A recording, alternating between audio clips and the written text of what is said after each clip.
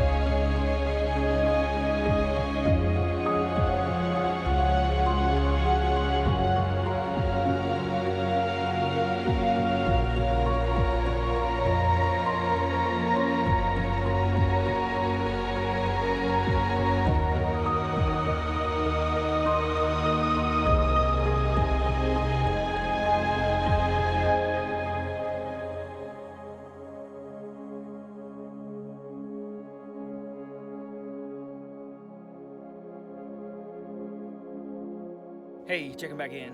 Just made it to the top of the tree. About to top it here. So I'm here. I've cut off all the back weight, and so I'm going to try punch it down through that hole in the canopy. We'll see what we can do. Should be fun. Should be a little bit of a ride. But other than that, it's gone well. It's a beautiful view from up here. Got the lake in the background. Once you get above the trees, it's actually a nice breeze. East Texas can be beautiful. All right, just got my face cut and then snipped the sides, marked the back, and here we go for the final cut.